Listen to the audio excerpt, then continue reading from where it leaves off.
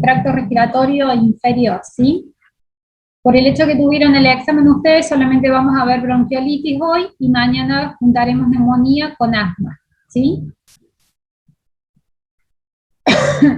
Cuando hablemos en relación a las infecciones respiratorias agudas bajas, se las consideran como la causa más importante que tenemos de mortalidad, principalmente en los menores de 5 años, ¿sí?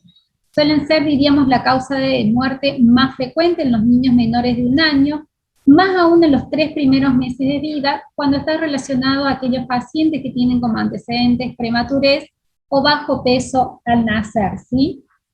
Es decir que durante nuestro primer año de vida se van a producir la mayoría de las infecciones respiratorias agudas bajas y los virus respiratorios suelen ser los principales agentes etiológicos relacionados tanto con bronquiolitis, que es lo que vamos a ver ahora, como cuadros de neumonías virales en los menores de 2 años de vida, ¿sí?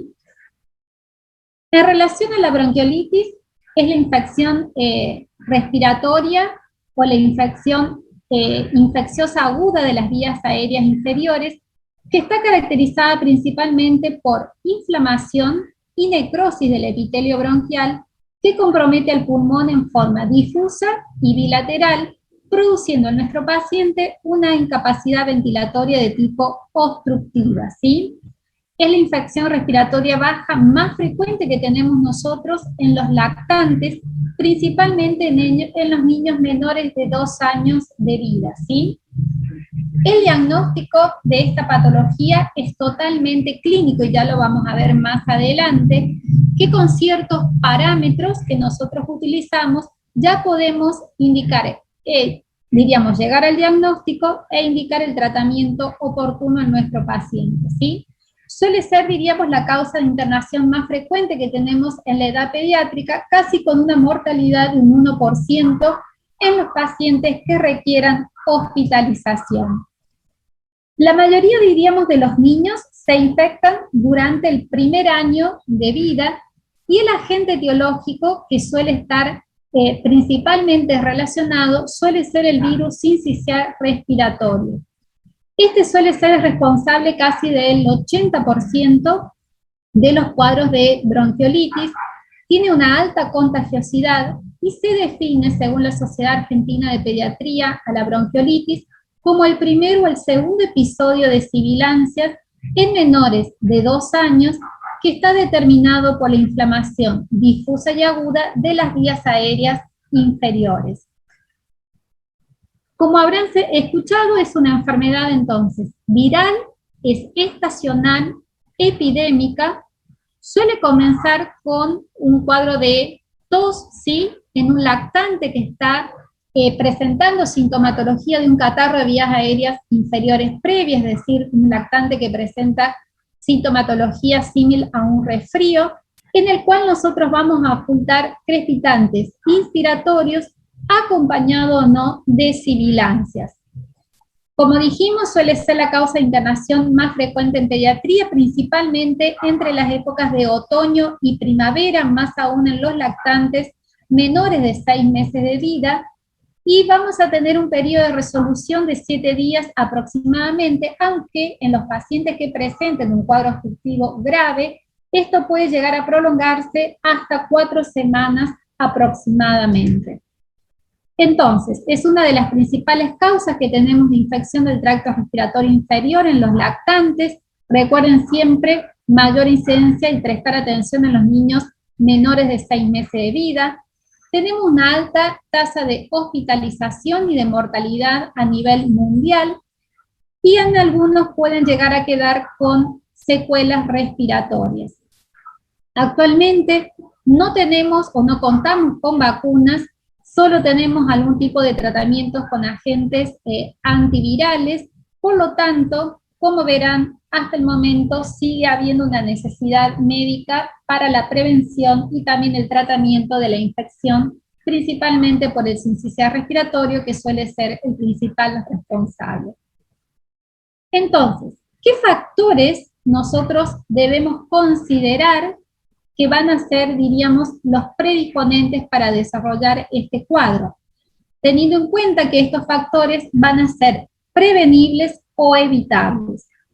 Como primera instancia, la asistencia a guarderías, la exposición al humo del tabaco en forma pasiva en el hogar, lugares de hacinamiento, tener en cuenta la época invernal, mayor incidencia solemos llegar a tener en el periodo que está comprendido entre otoño y primavera y mucho más aún entre lo que es otoño e invierno. Mamás que sean adolescentes, analfabetas y que además presenten un domicilio que esté alejado del centro de salud más cercano, que tengamos antecedentes de una vacunación incompleta. Recuerden siempre pacientes con bajo peso al nacer, prematuros, desnutridos, con ausencia de lactancia materna, que presente cierto grado de inmunodeficiencia, ya sea congénita o adquirida, algún tipo de enfermedades congénitas metabólicas o neuromusculares acompañantes, ¿sí? ¿Cuáles van a ser los principales grupos de riesgo?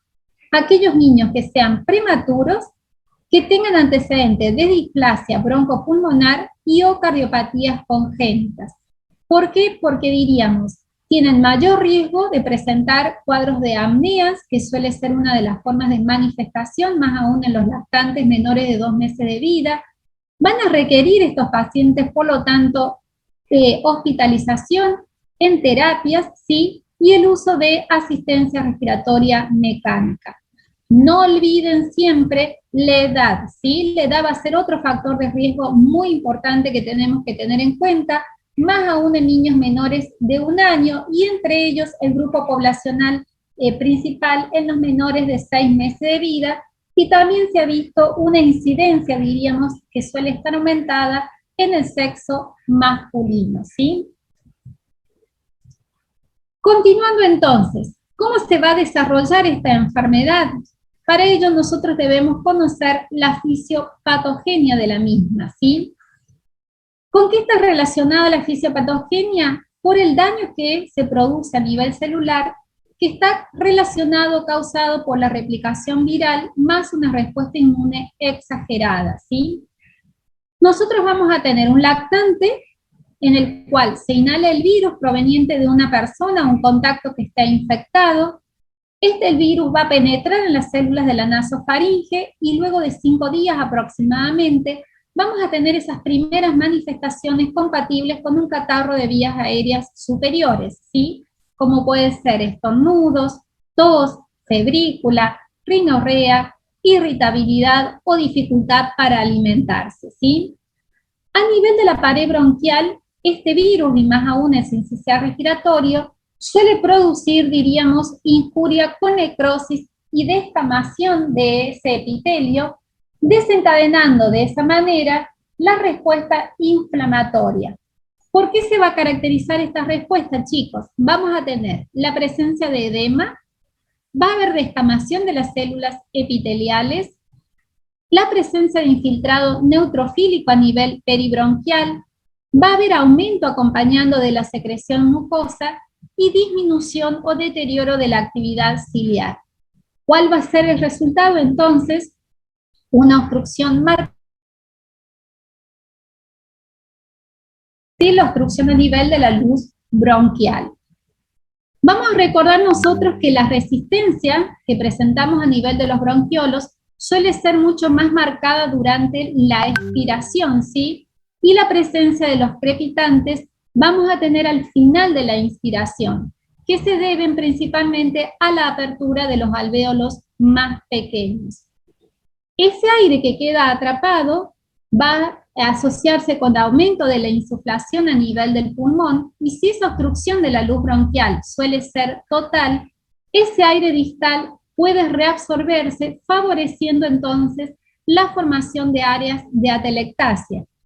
Más adelante vamos a ver que los pacientes que estén cursando cuadros de bronquiolitis, si nosotros llegamos a solicitar una imagen radiológica, vamos a tener diferentes formas de presentación de la misma, y una de ellas puede ser con la presencia de estas áreas de atelectasia, ¿sí? A su vez, nunca olvidarse, chicos, que también se va a alterar la ventilación-perfusión, provocando entonces en nuestro paciente hipoxemia, y cuando el esfuerzo o el trabajo respiratorio es grande, ¿sí? Es importante o marcado, ese agotamiento del paciente va a favorecer entonces la retención de dióxido de carbono, que se va a traducir entonces en hipercapnia, ¿sí? Como dijimos entonces, el principal agente etiológico o el principal responsable que tenemos los cuadros de bronquiolitis suele ser el virus sincicial respiratorio, casi en un 80%, ¿sí? La incubación de este virus puede durar de 4 a 6 días aproximadamente y nuestro paciente puede llegar a contagiar hasta 8 días posteriores. Recuerden siempre que vamos a tener mayor incidencia entonces en la época de otoño-primavera, pero más marcado entre otoño e invierno. ¿Quiénes siguen en frecuencia relacionados? Tenemos al rinovirus en un 30%, esto lo podemos llegar a tener casos durante todo el año. Posteriormente, para influenza 1 y 3, casi en un 25%, más marcado entre la época de otoño y primavera. Adenovirus en un 10% también durante todo el año, pero siempre más frecuente entre otoño y primavera. Influenza en un 5% entre otoño e invierno. Enterovirus, metaneumovirus humano. Este tiene una característica particular que suele aparecer, diríamos, entre el primero o el segundo mes posterior al pico que nosotros tengamos de mayor incidencia de contagio del virus sincicial respiratorio, ¿sí? Y por último tenemos al Mycoplasma pneumoniae. Un dato importante que ustedes tienen que tener en cuenta es que la infección por el virus sincicial respiratorio no deja inmunidad en nuestro paciente, ¿sí? No tenemos inmunidad completa ni duradera o persistente, ¿sí? Es decir, que nuestro lactante puede ser reinfectado por el mismo grupo durante la misma temporada. ¿Y por qué hago hincapié en esto? Si ustedes recuerdan la definición, habíamos dicho que la bronquiolitis se definía como el primero o el segundo episodio de sibilancias que teníamos nosotros en pacientes menores de 2 años de vida, ¿sí? Otro dato importante es que hasta el momento no se ha observado algún tipo de evidencia de que Bordetella pertussis o Clamidia trachomatis puedan llegar a causar cuadros de bronquiolitis, aunque nosotros sí los debemos considerar y tener en cuenta como diagnóstico diferencial en aquellos lactantes que se presenten con tos en accesos y que sea de tipo persistente, ¿sí? Entonces, teniendo en cuenta la definición, los agentes etiológicos y la fisiopatogenia, vamos a ver que el diagnóstico de los pacientes que estén cursando un cuadro de bronquiolitis es un diagnóstico totalmente clínico. Para ello vamos a considerar una fase inicial que está caracterizada por esos síntomas compatibles de afección de las vías aéreas superiores, vías aéreas altas, que van a manifestarse con rinitis, tos seca, estornudos, rinorrea, lagrimeo conjuntival, complicaciones como pueden ser de un catarro de vías aéreas superiores, como una otitis media, dificultad para alimentarse, alteración, diríamos, para conciliar el sueño, todo esto en un lapso de 5 días aproximadamente, ¿sí? Posteriormente vamos a tener un periodo de estado que puede durarnos una semana, ¿sí? En donde vamos a tener el compromiso respiratorio con todos los síntomas asociados de obstrucción bronquial periférica. ¿Cuáles son ellos? El aumento de la frecuencia respiratoria, es decir, la taquipnea, la tos que es más intensa en acceso, la retracción o el tiraje subcostal, aleteo nasal, expiración prolongada, a la auscultación la presencia de sibilancias o crepitantes finos al final de la inspiración, ¿sí? Acuérdense que el paciente puede o no presentar sibilancias y eso no descarta que estemos ante un cuadro de bronquiolitis, ¿sí? Y en los casos más graves, sí que vamos a tener que considerar que nuestro paciente puede llegar a tener algún grado de alteración de la ventilación-perfusión que va a estar manifestado por una hipoxemia muy marcada, acompañada de hipercapnia y acidosis respiratoria, ¿sí? Como les dije, el compromiso mecánico de esa ventilación va a interferir en el intercambio gaseoso y la alteración más evidente suele ser la hipoxemia, secundario entonces a las áreas de hipoventilación. ¿Cuándo vamos a tener una recuperación completa aproximadamente? Puede llegar a demorar de 2 a 3 semanas cuando se observa la regeneración del epitelio a nivel ciliar, ¿sí? Teniendo en cuenta esto, gráficamente vamos a ver cuál es la sintomatología característica que va a cursar nuestro lactante que esté ante un cuadro de bronquiolitis. Agustín y Esteban, les pido por favor que prendan las cámaras, si no directamente salimos, ¿sí? No sabía de venir de... Los síntomas más evidentes, entonces, como dijimos, vamos a tener los que estén relacionados con un cuadro compatible de vías aéreas superiores, como dijimos, la rinorrea, la tos, febrículas, estornudos, y posteriormente vamos a tener el signo más característico, que es la presencia de las sibilancias, que se, diríamos, relaciona con un ruido similar a un silbido al respirar, que pueden o no estar presentes en nuestro paciente, acompañado de crepitantes al final de la inspiración, ¿sí? A esto vamos a tener la presencia de tos, que al comienzo, como les dije, va a ser una tos seca, y que luego del cuarto día suele ser más catarral y en acceso, es decir, que va increciendo. Algunas veces estos episodios de tos pueden llegar a causar vómitos de tipo alimenticios, y un dato importante, suele ser el último síntoma en desaparecer, ¿sí? El primer síntoma que podemos llegar a tener nosotros cuando hay manifestaciones de vías aéreas superior, y el último síntoma que va a desaparecer. A esto nuestro paciente, por ese esfuerzo respiratorio, lo vamos a notar decaído, con fatiga, por el gran trabajo respiratorio, ¿sí? La fiebre suele ceder, diríamos, entre el tercero y el cuarto día de evolución del cuadro, pero no suele ser muy elevada, y la mayoría de las veces está relacionado más bien a cuadros de febrículas, ¿sí? El dato más importante es el aumento de la frecuencia respiratoria, es decir, que el paciente va a estar cursando una taquipnea, y esto es un dato relevante tanto para el diagnóstico como para el seguimiento de evaluación que vamos a hacer con el puntaje de TAL en nuestro paciente. ¿Cuándo consideramos que un niño se encuentra en taquipnea? Todo paciente menor de 2 meses de vida con una frecuencia respiratoria mayor de 60 por minutos es compatible con taquipnea, ¿sí? Pacientes menores de 1 año vamos a considerar con una frecuencia respiratoria mayor de 50 por minutos, y pacientes mayores de 1 año cuando manejan una frecuencia respiratoria mayor de 40 por minutos. Esto sí lo deben conocer, chicos, porque es importante cuando nosotros realicemos el diagnóstico y la valoración clínica realizada por la escala o el score de TAL, ¿sí? En donde se tiene en cuenta la frecuencia cardíaca, la frecuencia respiratoria de nuestro paciente, el uso de músculos accesorios y la auscultación, la presencia o no de sibilancias, ¿sí? Posteriormente vamos a tener el paciente que puede... Doctora, disculpe que le interrumpa. Sí, Carla, dime. ¿Podría volver a repetirse la frecuencia respiratoria en niños de mayor a 2 años? ¿Puede ser que dijo al principio? Menores de 2 meses de vida, más de 60 respiraciones por minuto. Menores de 1 año, más de 50 respiraciones por minuto.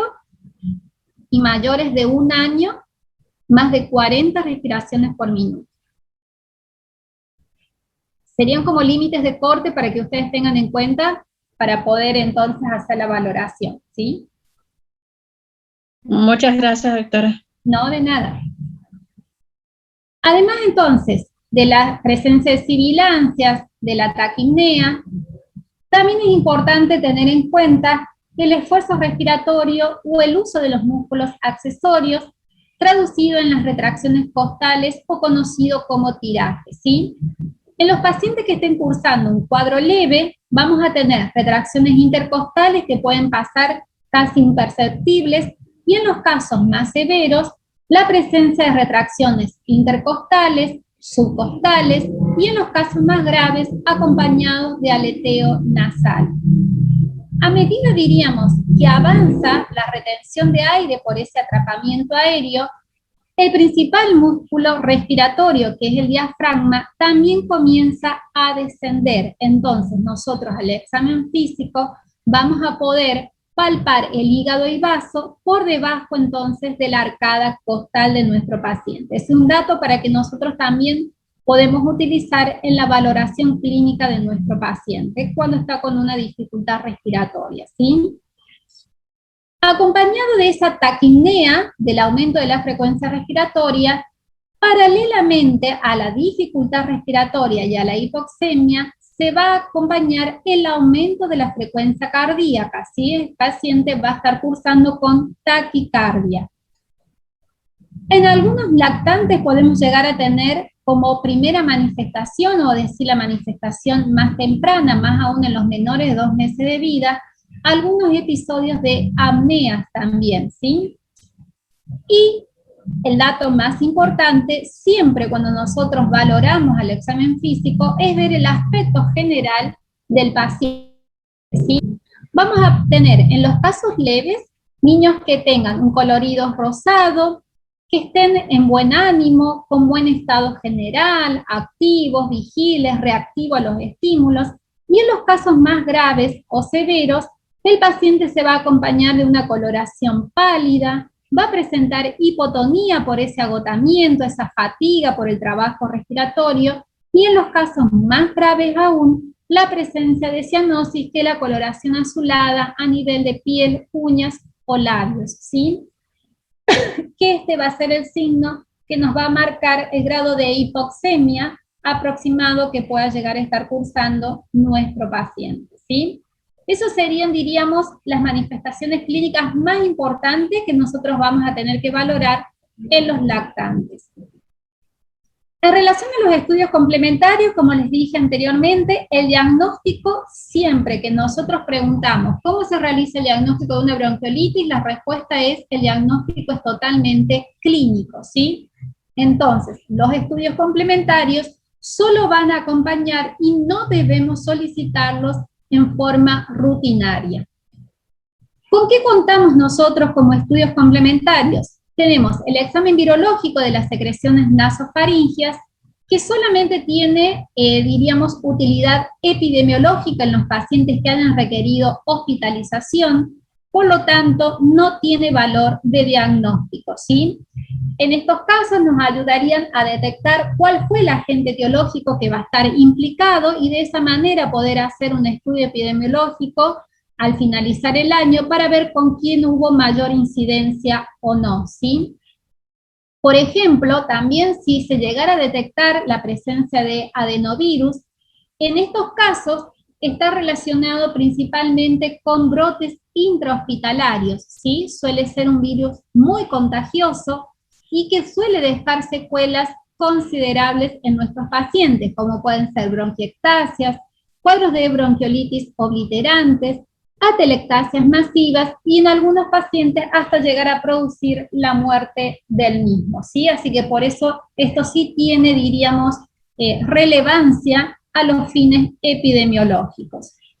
Continuando, algún método de estudio complementario que podemos llegar a tener con más facilidad es la realización de una radiografía de tórax, la cual, vuelvo a insistir, no está indicada en forma rutinaria, ¿sí? Solamente diríamos cuando nosotros tengamos algún tipo de dudas, ya que vamos a tener diferentes formas de presentación radiológica, ¿sí? ¿Qué podemos llegar a encontrar nosotros u observar en un paciente que esté cursando una bronquiolitis? La presencia de atrapamiento aéreo, imágenes de engrosamiento peribronquial, horizontalización de las costillas, infiltrados periliares bilaterales, acuérdense en los cuadros graves, el aplanamiento diafragmático, y zonas de atelectasias con los cuales nosotros tendríamos que hacer diagnósticos diferenciales de cuadros de neumonía bacteriana, ¿sí? Es decir, que entonces la radiografía de tórax va a estar justificada cuando exista, diríamos, alguna evolución tórpida en mi paciente, si tengo dudas diagnósticas o si mi paciente presenta algún tipo de enfermedad cardiopulmonar previa, como puede ser una malformación pulmonar, una cardiopatía congénita diagnosticada previamente. Si queremos descartar nosotros la presencia de algún cuerpo extraño, o descartar también un enfisema lobar congénito, ¿sí? En relación al laboratorio, un hemograma, reactante de fase aguda, hemocultivos, no tienen indicación tampoco rutinaria, salvo que sospeche cierto grado de infección en mi paciente o en aquellos lactantes que persistan febriles por más de 72 horas, ¿sí? Manejando temperaturas más de 39 grados centígrados. En relación, por último, al estudio, diríamos, del estado ácido-base o un gas arterial, solamente si tenemos evidencia o sospecha que mi lactante esté cursando un cuadro de insuficiencia respiratoria, es decir, en aquellos pacientes que tengamos el diagnóstico de un cuadro de dificultad respiratoria grave o severa, en donde hay riesgo de hipoxemia, acompañado entonces de la retención de dióxido de carbono y acidosis respiratoria. En relación a la radiografía de tórax, como les dije, tenemos diferentes formas de presentación. En este caso, ahí está marcado por la flecha, van a ver un engrosamiento peribronquial, una densidad lineal, compatible, diríamos, con una atelectasia de tipo laminar en nuestro paciente, ¿sí? En nuestra segunda imagen tenemos la presencia, ¿sí?, de una zona de condensación marcada a nivel del pulmón derecho, en el lóbulo superior, que puede ser compatible con una atelectasia, o también nosotros tendríamos que tener en cuenta y realizar diagnóstico diferencial con una imagen, diríamos, compatible con timo, más aún en los lactantes y niños menores de 2 años, ¿sí? En la tercera imagen, ¿qué vamos a observar? La horizontalización ya de las costillas, ¿sí? Pueden ver que ya está bien marcada, las mismas. Vamos a tener signos de insuflación con mayor radiolucidez en los campos pulmonares, el aumento de los espacios intercostales, que ya está bien marcado por ese atrapamiento aéreo, y zonas de infiltración periliar. Y en la última radiografía vamos a tener la presencia de un marcado atrapamiento aéreo, con aumento de esos espacios intercostales, la horizontalización de las costillas, la mayor radiolucidez en ambos campos pulmonares, y como les dije, ya comienza a observarse el descenso del diafragma, ¿sí?, por el mismo atrapamiento aéreo en los cuadros de dificultad respiratoria grave. Como verán entonces, podemos llegar a tener múltiples formas de presentación radiológica, lo cual no me orientarían o no me confirmarían el diagnóstico ante un paciente que esté cursando un cuadro de dificultad respiratoria en un lactante, ¿sí? Continuando entonces, al tener en cuenta que el diagnóstico va a ser totalmente clínico en mi paciente, desde el año 2002, desde el Ministerio de Salud de la Nación, se ha promovido el uso del puntaje de tal o el score de tal o escala de tal, que lo van a leer ustedes, teniendo en cuenta para ello la frecuencia cardíaca, la frecuencia respiratoria, la presencia de músculos accesorios, es decir, la retracción costal, y la ocultación de sibilancias, ¿sí? Se lo utiliza, diríamos, en todo paciente menor de 2 años que esté cursando un síndrome bronquial obstructivo. Entonces, la escala de tal evalúa la respuesta al tratamiento con el uso de los broncodilatadores, que vamos a ver el salbutamol en la etapa aguda de nuestro paciente, y la evolución de la enfermedad para nosotros poder llegar a establecer si nuestro paciente requiere o no, diríamos, internación, ¿sí? Se clasifica esta escala en leve, moderada, severa, teniendo en cuenta estos parámetros que les he nombrado, y esta clasificación a su vez se correlaciona, diríamos, con la saturación de oxígeno que esté cursando nuestro paciente. Vamos a ver entonces los parámetros: frecuencia cardíaca, respiratoria, la ocultación de sibilancia de músculos, el uso de músculos accesorios. El puntaje mínimo es 0 con un máximo de 12, y la correlación entonces de la saturación, si estamos ante un cuadro de dificultad respiratoria leve con un puntaje de 4, aproximadamente nuestro paciente va a tener una saturación óptima mayor o igual a 95%, en un paciente que esté cursando un cuadro de dificultad respiratoria moderada, con un puntaje de 5 a 8, vamos a tener una variación de la saturación entre 93 a 95%, y en los pacientes con un cuadro de dificultad respiratoria grave, con un puntaje de 9 a 12, una saturación en donde ya va a indicar el grado de hipoxemia del mismo menor al 92%, ¿sí?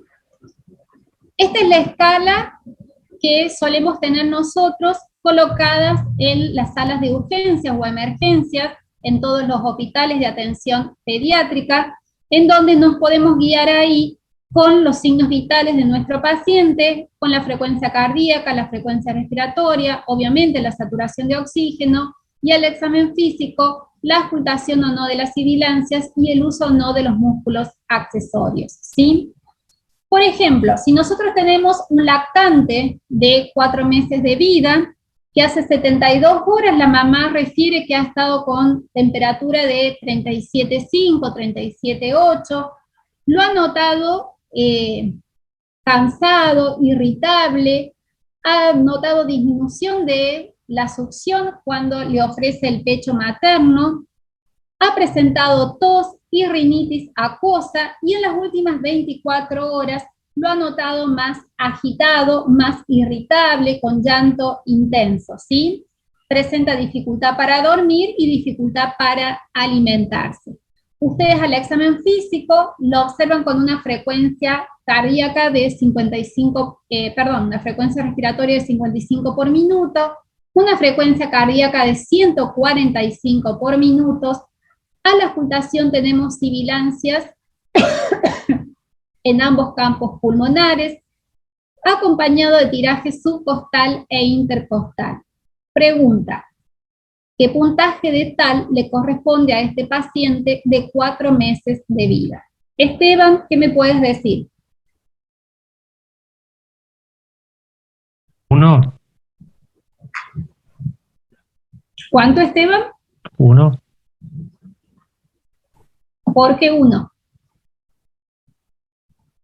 Tenemos frecuencia cardíaca de 55, frecuencia cardíaca, perdón, 145, frecuencia respiratoria de 55, sibilancias en ambos campos pulmonares, tiraje subcostal e intercostal. claro. No, sería 2. Javier, ¿coincidimos con Esteban? Sí, profe. 2. El resto de los chicos, Rocío, Sí, Evelyn. puntaje 2. Sí, doctora. Sí, doctora. También estoy de acuerdo Pido con... con los datos. ¿Qué otros datos necesitan?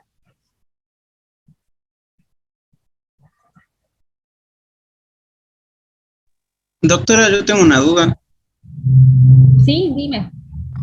O sea, la frecuencia cardíaca cuando está en 145, ¿no da un puntaje de 2 y se le suma la frecuencia respiratoria, ¿sí? ¿O solo se toma el puntaje de 2 para todo? No, justamente eso es lo que yo les quiero. ¿Todos coinciden con un puntaje de 2 del paciente? Ah, porque ahí sería más de 8. Justamente. Yo tengo que mi paciente dije 145, ¿sí? ¿Coincide? En el segundo. ¿Estamos? El valor de 2, que maneja de 140 a 160. Entonces, para la parte cardíaca ya tengo 2 puntos. Hablé de una frecuencia respiratoria de 55 por minutos. Para el parámetro de frecuencia respiratoria corresponde otro puntaje de 2. Ya llevo 4 puntos en mi paciente, ¿sí? Presencia de sibilancia en ambos campos pulmonares. ¿Dónde lo pondríamos? Tienen ausentes Puntaje de 0, puntaje 1, fin de la expiración, 2, inspiración y expiración, y 3, audible sin estetoscopio.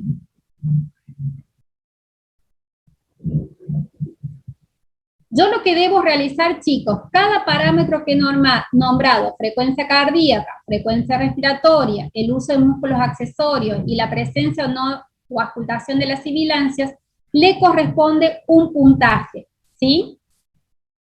Acuérdense que yo hablé de 0 a 12, el puntaje máximo. ¿Se entiende ahora cómo debemos nosotros analizar el score de tal? Sí, profe. Sí, profe. Sí, doctora. Entonces, tenemos frecuencia cardíaca 2 puntos, frecuencia respiratoria 2 puntos, ya llevamos 4 puntos.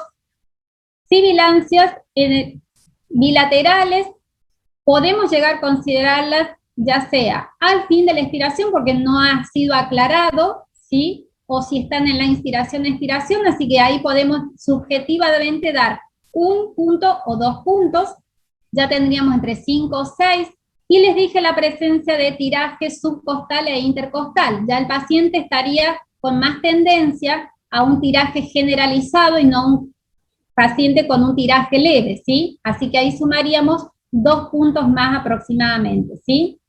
Entonces, si ustedes suman, ya tienen entre 6 a 8 puntos del score de tal, ¿sí? Entonces, un dato que ustedes me tendrían que haber consultado, ¿cuál es la saturación de oxígeno estimada en ese paciente? Para de acuerdo a eso, con la clasificación, diríamos, del score de tal, poder valorar si coincide o no, ¿sí? ¿Se comprende? Sí. Sí, doctora.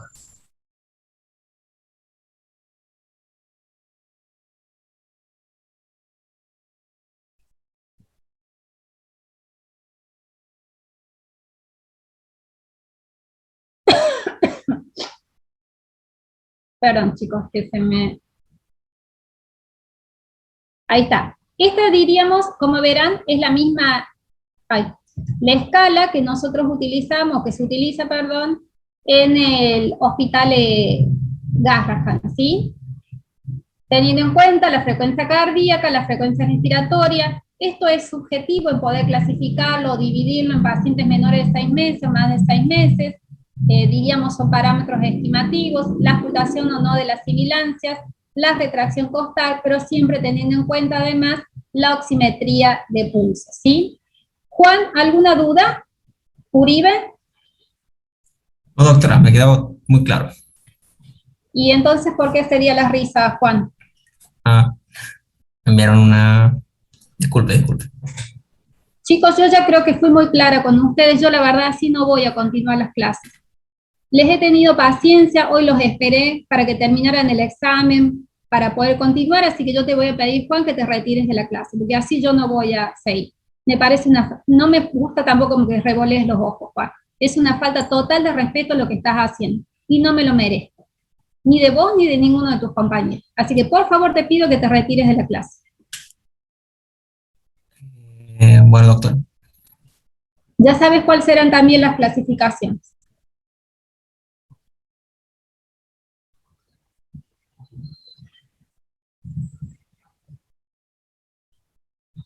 Yo ya les dije, les fui muy clara, chicos, la falta de respeto no se la voy a aguantar a nadie, porque yo a ustedes no les falto respeto en nada. Y creo que no me lo merezco, ni se lo merecen tampoco ninguno de ustedes.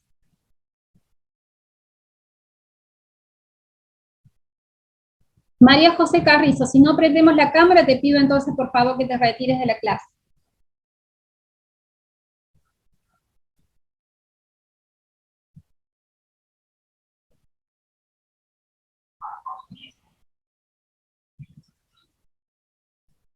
Continuamos entonces, en relación al tratamiento, para la indicación se tiene en cuenta los signos de dificultad respiratoria principalmente y la medición del oxígeno por la saturometría, ¿sí? Es decir, que va a estar indicado principalmente en aquel paciente que maneje una saturación de oxígeno menor al 92%, aire ambiente, un puntaje de tal que sea mayor o igual a 6, acompañado de cianosis. ¿Cuál es el efecto que tiene el aporte del oxígeno suplementario en este lactante que está cursando un cuadro de dificultad respiratoria? Ayuda como broncodilatador, actúa también como vasodilatador a nivel pulmonar y ayuda, en lo más importante, a disminuir el trabajo cardiorrespiratorio, ¿sí? Teniendo en cuenta esto, ¿cómo serían las vías de administración o cómo podemos nosotros aportar el oxígeno suplementario? Lo podemos realizar mediante la cánula nasal o bigotera, o también utilizando, si hay mayor requerimiento de oxígeno, máscara simple, máscara de reservorio o máscara de Venturi, ¿sí? En nuestro paciente, al ser un lactante, podemos iniciar con cánula nasal o bigotera, en donde nosotros vamos a aportar de 1 a 2 litros de oxígeno por minuto. Vamos a tener una buena respuesta que se va a traducir entonces en mejoría de esa saturación u oximetría, ¿sí? Como los dije, si fuera necesario, las otras vías van a ser las máscaras en sus diferentes formas de presentación, en donde lo que va a variar es que van a necesitar mayor flujo de oxígeno, es decir, mayor cantidad de litros de oxígeno por minuto para obtener el mejor aporte o esa concentración de oxígeno, ¿sí? ¿Cómo vamos a tener que indicar nosotros ese oxígeno? Vamos a tener que precisar sí o sí la vía de administración es lo más importante, ¿sí? Ya sea por cánula, bigotera o las diferentes máscaras. Si debe estar calentado o humidificado, eso también es importante aclararlo. Los controles de oximetría, estimar cada cuánto el paciente va a necesitar realizarse la valoración. Y lo más importante siempre, nunca olvidar la cantidad de flujo, es decir, los litros por minuto que nosotros vamos a requerir con nuestro paciente, ¿sí? Como ustedes saben, diríamos, el aporte de oxígeno, habíamos dicho que va a ser cuando nuestro paciente esté saturando menos del 92% aire ambiente, ¿sí? Y esto lo obtenemos con el control de la oximetría de pulso, que sería la estimación de la saturación arterial de oxígeno en forma no invasiva que realizamos nosotros, ¿sí? Pero esta medición, en ciertas oportunidades, diríamos, puede ser erróneas, como por ejemplo, si nuestro paciente, además de su dificultad respiratoria, se encuentra con una regular perfusión periférica, si hay exceso de luz ambiental, ¿sí? La mayoría de las veces se aconseja cubrir el sensor para tener una mejor evaluación de la medición. Si nuestro lactante suele estar muy irritable, con llanto vigoroso, se mueve mucho, también va a haber variación. Y siempre tener en cuenta o corroborar que el lugar que nosotros vamos a realizar la valoración esté limpia, más que nada en las uñas, sin algún tipo de esmaltes, ¿sí? Para que tengamos un dato que sea mucho más preciso. ¿Cuándo vamos a considerar nosotros la posibilidad de retirar entonces este aporte del oxígeno suplementario? Cuando logremos tener una saturación mayor del 93 o 94% en nuestro paciente que esté respirando aire ambiente y teniendo en cuenta además que nuestro niño no presenta dificultad para alimentarse, que no se agita durante la succión, ¿sí? Además del aporte del oxígeno suplementario, que es el principal tratamiento en todo niño que requiera hospitalización, tenemos que valorar la hidratación, ¿sí? Se aconseja, diríamos, mantener una hidratación lo más adecuada posible y teniendo en cuenta o no si el paciente presenta buena tolerancia o no, va a requerir algún tipo de suero suplementario o solamente mantener la hidratación por vía oral, ¿sí? Si el paciente maneja una frecuencia respiratoria mayor de 60 por minutos, se puede alimentar por medio de sondas nasogástricas, ¿sí? En relación a la alimentación, como dijimos que la afectación es mucho más frecuente en los lactantes menores de 6 meses de vida, nosotros siempre debemos estimular y sostener la lactancia materna, aunque sea a pequeños volúmenes, ¿sí? La posición también de colocación de nuestro paciente. Lo ideal es que el paciente esté colocado en decúbito dorsal, con la cabecera ligeramente elevada, es decir, conocido como posición semisentada, con el cuello ligeramente extendido también, ¿sí? En relación a la aspiración de secreciones, no está indicada en forma rutinaria. Acuérdense que lo ideal sería colocar o instilar con suero salino, es decir, la solución fisiológica, en ambas fosas nasales para mantener la permeabilidad de las narinas, ¿sí?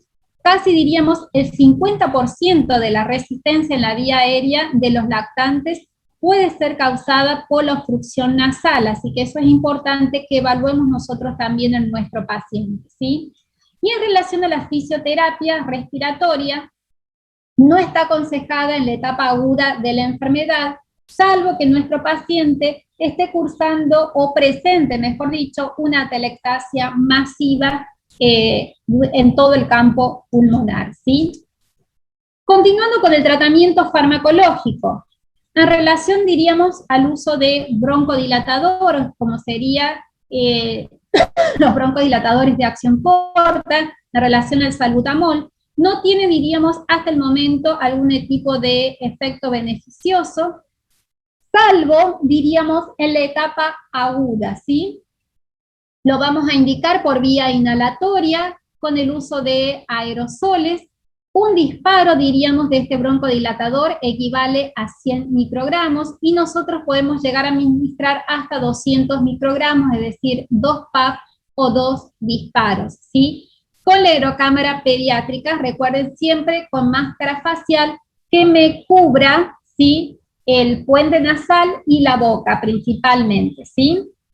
En relación a los corticoides, tampoco se ha comprobado su utilidad en forma rutinaria, pero si nuestro paciente, que ya vamos a ver más adelante cómo se maneja en una sala de emergencia, si no responde a 2 horas de rescate con el uso de los broncodilatadores, en algunas instituciones se suele indicar el uso de corticoides. Preferencialmente mejor que sean por vía oral y no en vía intramuscular o endovenosa, ya que al ser lactantes va a producir mayor irritabilidad y con eso se acompaña de mayor aumento de la frecuencia cardíaca, mayor aumento también de su frecuencia respiratoria y más dificultad respiratoria. Y en relación al uso de antibióticos, hemos dicho que es una afección asociada principalmente a causas virales, ¿sí? Tenemos muy baja incidencia de sobreinfección bacteriana, por lo tanto, los antibióticos tampoco van a estar indicados, ¿sí?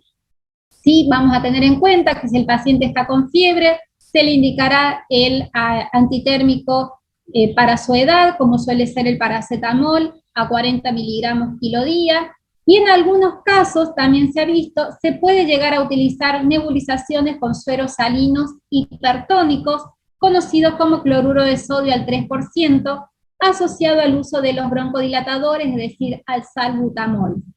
¿Cuál va a ser el objetivo de esta indicación? Aumentar, diríamos, la depuración mucociliar, es decir, la eliminación de esas secreciones. ¿Se acuerdan cuando hablamos de la fisiopatogenia, que además de la necrosis que teníamos, del edema, había mucho aumento de esa secreción mucosa, ¿sí? Y había disminución también de la movilidad ciliar.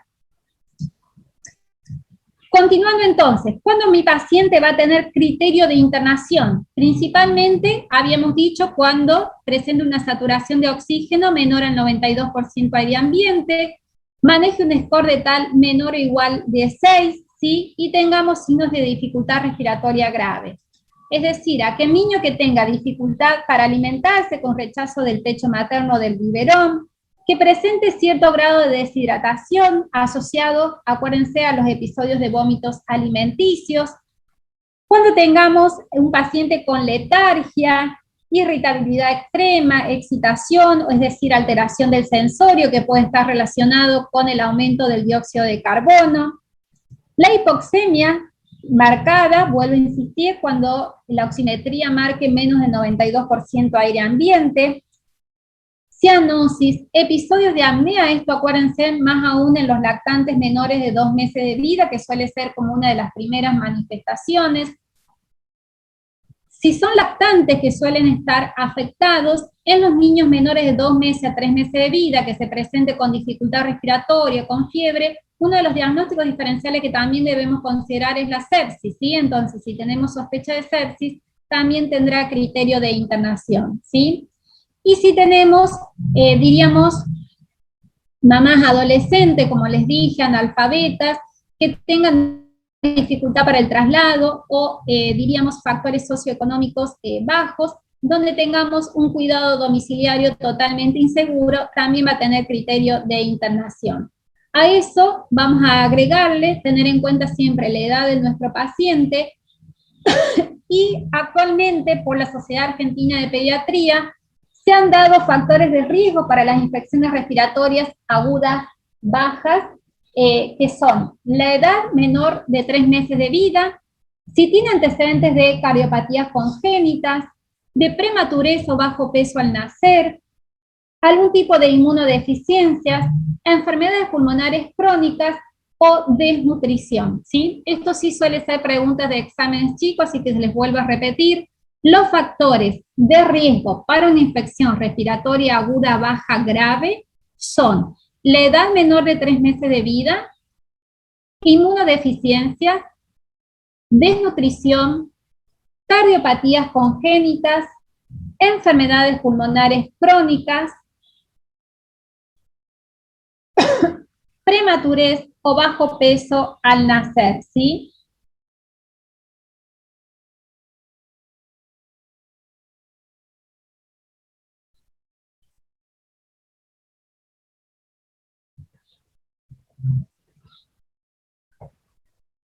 Repito, ¿o están, chicos?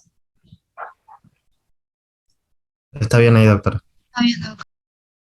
Entonces, ¿cuáles van a ser los factores pronósticos que nosotros vamos a considerar en todo lactante que esté cursando un cuadro de bronquiolitis, que van a hablar de una mala evolución? Recuerden siempre, la edad menor de 3 meses, los grupos de riesgo que les acabo de nombrar, el prematuro, el que tenga cardiopatías, que tenga una displasia broncopulmonar, es decir, que va a pertenecer a ese grupo de enfermedades pulmonares crónicas, que tenga una evolución rápida de la sintomatología en las primeras 24 o 48 horas, que de base también tenga algún tipo de enfermedad neurológica o metabólica de base, alguna inmunodeficiencia congénita o adquirida, y también se ha visto relación con la enfermedad fibroquística, que estaría englobada en las enfermedades pulmonares crónicas, ¿sí?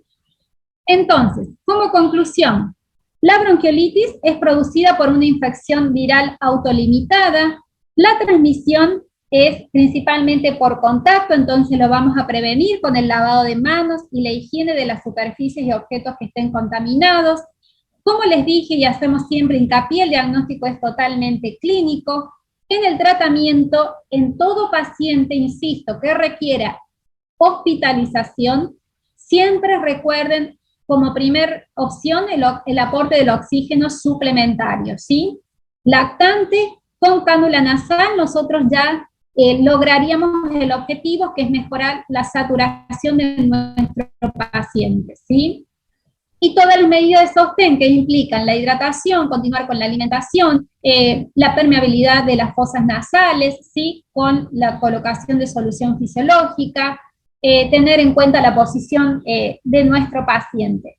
Y por último, yo al comienzo les había hablado que hasta el momento no tenemos la utilización de vacunas, pero sí el uso de algunos agentes antivirales, que se estaría dando mediante la inmunización pasiva, utilizando el anticuerpo monoclonal denominado palivizumab, ¿sí?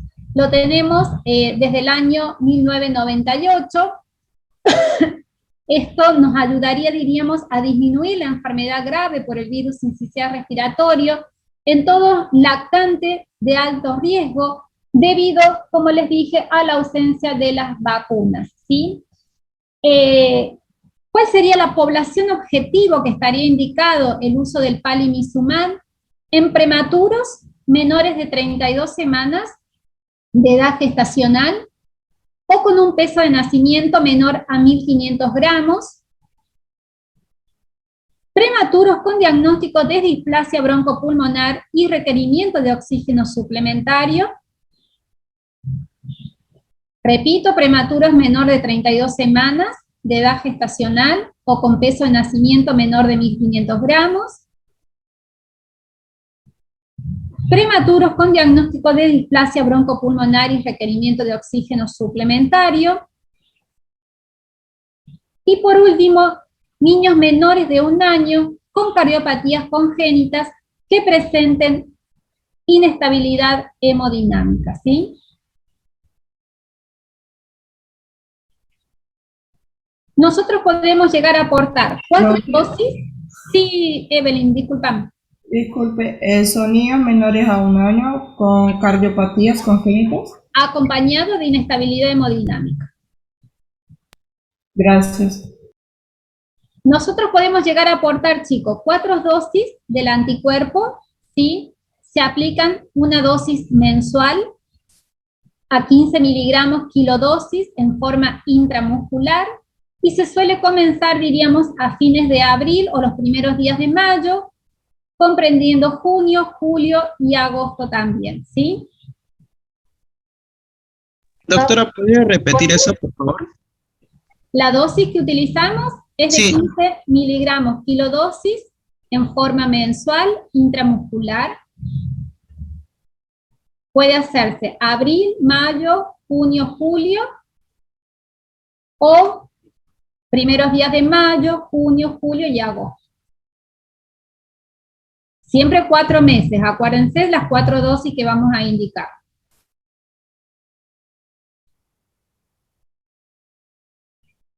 Doc, Sí, no necesariamente tiene que ser el abril, mayo, junio, julio, o sea, puede ser septiembre, octubre, así. lo ideal es, diríamos, que sean en esa época, por el hecho de mayor incidencia que tenemos nosotros de afectación en nuestros pacientes. Aunque podés llegar a tener cuadros de bronquiolitis durante todo el año, acuérdense que tenemos mayor, diríamos, afectación en lo que es la época de otoño e invierno, ¿sí? Para eso es la prevención que hacemos nosotros con la inmunización pasiva. Ah, buenísimo, Doc, que está relacionado al invierno, entonces. Claro, justamente. Gracias. ¿Cuáles son las complicaciones esperables, sí, chicos, que podemos llegar a encontrar? Pacientes con deshidratación, ¿sí? Que no se alimentan, que tienen dificultad para alimentarse por esa gran agitación o que por los accesos de tos han presentado vómitos alimenticios. Cuadros de apnea, acuérdense siempre en los lactantes menor de 2 meses de vida. Insuficiencia respiratoria aguda por esa dificultad respiratoria grave. Complicaciones como neumomediastino, enfisema subcutáneo, neumotórax, ¿sí? Atelectasias persistentes, enfermedades pulmonar crónica postinfecciosa, conocida como la bronquiolitis obliterante postinfecciosa, o pacientes que queden con sibilancias de tipo recurrente, ¿sí? Y antes diríamos de indicar la hospitalización de nuestro paciente, ¿qué conducta tendríamos que tomar nosotros frente a un lactante que esté con signos de obstrucción bronquial, ¿sí? Es decir, en la sala de urgencia, donde lo vamos a recibir a nuestro paciente. ¿Cómo vamos a manejarlo? Acuérdense siempre, como dijimos, el diagnóstico clínico. Para ello vamos a tener en cuenta entonces el score de TAL, con la frecuencia cardíaca, la frecuencia respiratoria de nuestro paciente, la presencia o no de sibilancia a la auscultación y el uso o no de músculos accesorios, y siempre, obviamente, la saturación de oxígeno de nuestro paciente, ¿sí? Entonces, si nuestro paciente en su primera evaluación presenta un score de TAL menor de 4, es un paciente que puede manejarse en forma ambulatoria, ¿sí?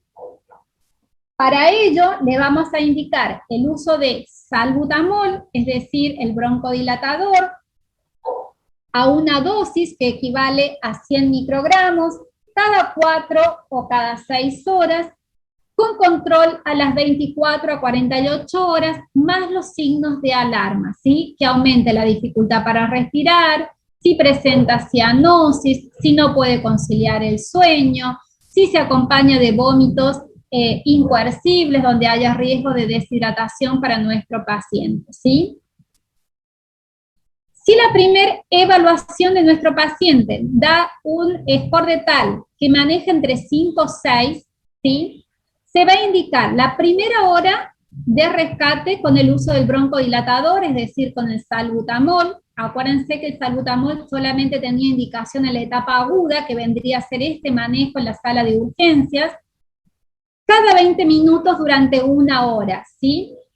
Pero si ese score de TAR da un valor de 7 a 8, si se acuerdan, estaba relacionado con un cuadro de dificultad respiratoria moderada, que si correlacionábamos con la saturación de oxígeno, iba a tener una variación entre 93 a 95%. Es más factible que nuestro paciente esté saturando más cercano a 93%, ¿sí? En donde vaya a requerir el aporte entonces de oxígeno suplementario, ¿sí? Entonces, a ese paciente, además del rescate con el salbutamol, le vamos a indicar el aporte de oxígeno suplementario con la bigotera a 1 o 2 litros por minuto de oxígeno para obtener una saturación óptima mayor de 94-95%, ¿sí? ¿Se va entendiendo, chicos? Sí, profe. Pero si nuestro paciente, en su primera instancia de evaluación, ya tenemos cianosis, aleteo nasal, tiraje generalizado, sibilancias en ambos campos pulmonares, en inspiración y expiración, maneja una frecuencia cardíaca mayor de 150, mayor de 155 por minuto y una frecuencia respiratoria mayor de 60 por minuto, es muy factible que estemos con un paciente con un cuadro de dificultad respiratoria grave, ¿sí? Que corresponde a un score de TAL mayor de 9. En ese caso, ese paciente ya tiene criterio de hospitalización inmediatamente, es decir, que va a ser internado en una sala de pediatría, en donde mi principal tratamiento va a estar orientado al aporte del oxígeno suplementario, ¿sí? ¿Se acuerdan que producía o actuaba como con efecto broncodilatador, vasodilatador pulmonar y me ayudaba también en el trabajo respiratorio de mi paciente para disminuirlo, ¿sí? Si después de la primera hora, ¿sí?, de rescate con el uso de salbutamol, nosotros debemos revalorar a nuestro paciente, utilizando los mismos parámetros que hicimos al comienzo, la frecuencia cardíaca, la frecuencia respiratoria, la ocultación o no de sibilancia y el uso de músculos accesorios, ¿sí? Si en esta segunda instancia tenemos una evaluación, un score de TAL menor o igual a 5, es un paciente que va a poder ser manejado en forma ambulatoria. También se le indicará el salbutamol a 100 microgramos, es decir, a un PAF cada 4 o 6 horas, con control a las 24 a 48 horas, más todos los signos de alarma, ¿sí? Si después de la segunda hora, en la segunda evaluación, perdón, tenemos un score de TAL con un valor de 6, se le indicará el rescate con la segunda hora de salbutamol, también cada 20 minutos durante 1 hora. Acuérdense que en los pacientes con bronquiolitis se puede indicar hasta 2 PAF cada 20 minutos, a diferencia de los pacientes que vamos a ver mañana, que estén cursando una crisis asmática, en donde varía de 4 hasta 8 o 10 PAF que podemos realizar en nuestro paciente, ¿sí? Eso es un dato para que lo tengan en cuenta ustedes. Si el score de TAL en la segunda evaluación da un valor de 7 a 8, acuérdense que se va a relacionar con una oximetría cercana al 93-92%, por lo tanto va a requerir el aporte de oxígeno suplementario. Y como la primera instancia, si en la segunda también ya tenemos un score de TAL mayor de 9, es decir, que no ha respondido a la primera hora de rescate, sino que aumentó más su dificultad respiratoria, nuestro paciente inmediatamente requiere hospitalización con el aporte de oxígeno suplementario, ¿sí? Después de la segunda hora, entonces, rescate con salbutamol, aquí tienen un signo de pregunta el uso de corticoides, justamente porque en algunas instituciones puede estar indicado el uso de corticoides, como pueden ser corticoides sistémicos por vía oral, ¿sí? Como puede ser prednisona o metilprednisolona a 1 o 2 miligramos kilodosis, o el uso también de corticoides intramuscular, como puede ser la dexametasona o endovenoso, la hidrocortisona, ¿sí? Lo ideal es que el paciente no requiere el uso de corticoides, pero no es que no se lo llegue a utilizar, lo pueden ver ustedes en las salas, ¿sí?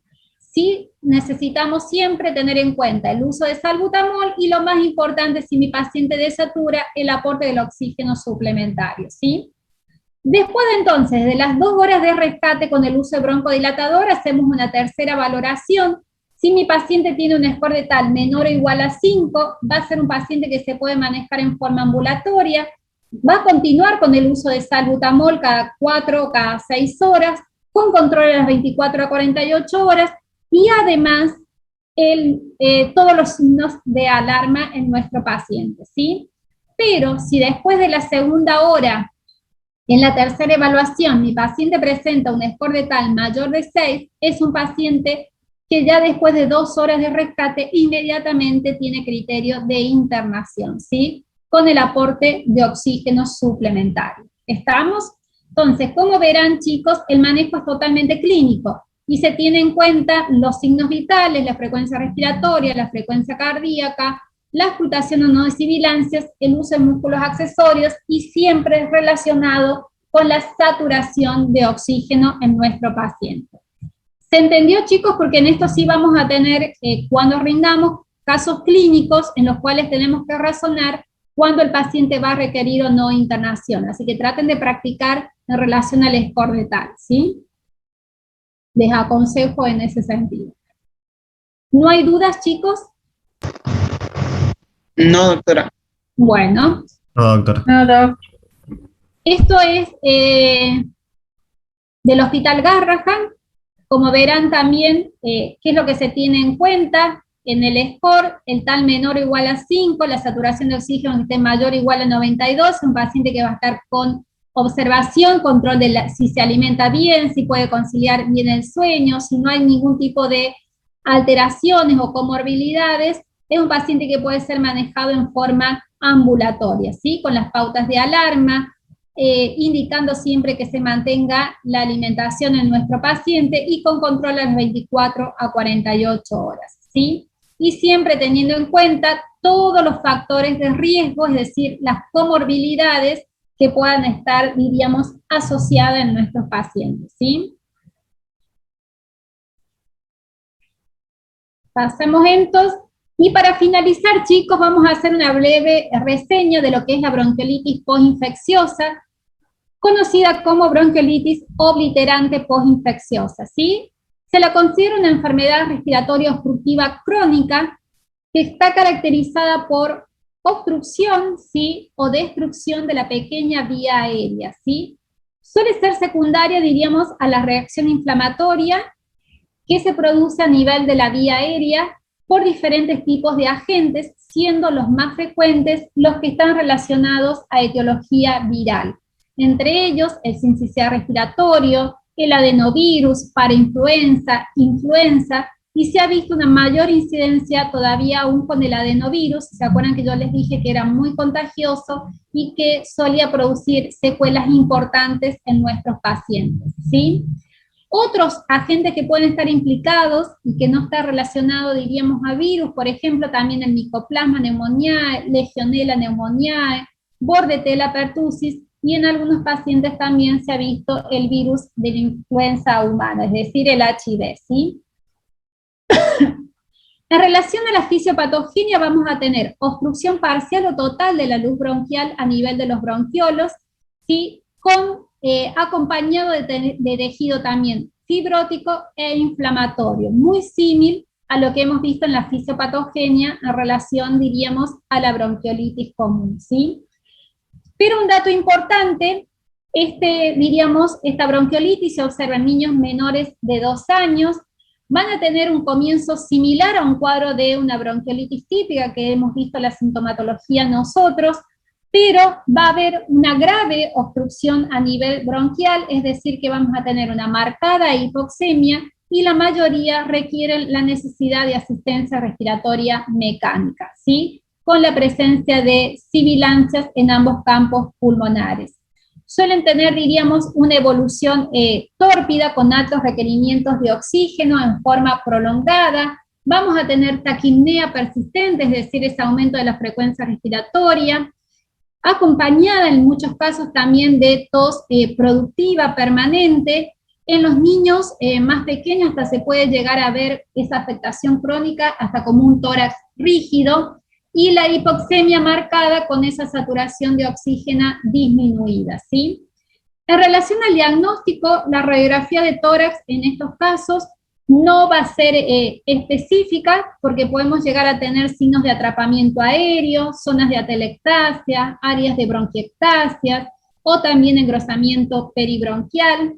En la tomografía sí es característico observar, diríamos, zonas con un patrón en mosaico, en las cuales se estarían relacionadas, diríamos, a zonas de atrapamiento aéreo con zonas de alteración de la ventilación y perfusión, que irían en zonas hipoventiladas a áreas que están normales o hiperventiladas, ¿sí?